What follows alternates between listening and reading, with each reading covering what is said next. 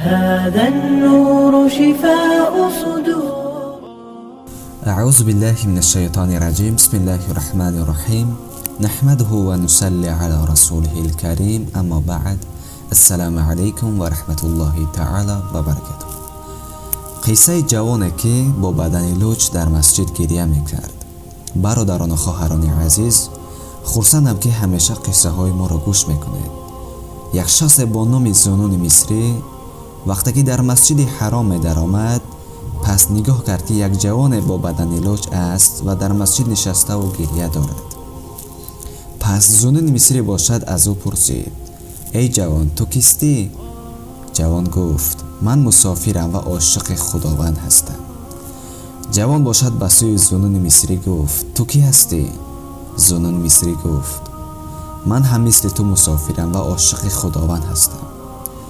از سبب که جوان به نهایت عاشق خدا بود، پس گریه بسیار کرد و آه و ناله کشید و جانش از تنش برآمد. زنون مصری باشد در حال رویمال گردنش را به بالای جسد آن جوان پرداخت و برای کفنی آوردن به بیرون مسجد برآمد. وقتی که برگشته به مسجد درآمد، پس نگاه کرد که آن جوانی که جانش برآمده بود در مسجد نیست. پس حیران شد و به خود گفت: سبحان الله، این جوان کجا شده باشد؟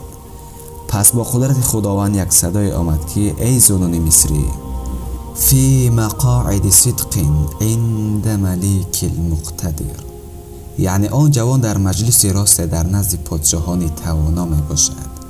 این قصه در کتاب مکاشفه القلوب امام غزالی در صفحه 32 آمده است. پس معلوم شود که هر کسی که عاشق حقیقی خداوند باشد، پس خداوند برای او مقام خوب در نزد خود آماده می کند. هر کسی عاشق باشد، گرسنگی، بدن لوچ، مال دنیا و بیماری را احساس نمی کند. پس معلوم شد که این جوان عاشق خدا بود. از این خاطر بدن لوچش در یادش نمی زد. ای کاش جوانان امروزه مثل این جوان عاشق خدا شوند.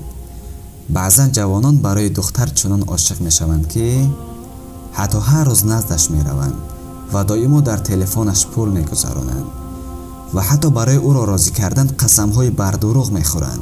ولی افسوس که عاشق اساسی را یعنی پروردگارشان را فراموش کردند. السلام علیکم و رحمت الله و برکاته.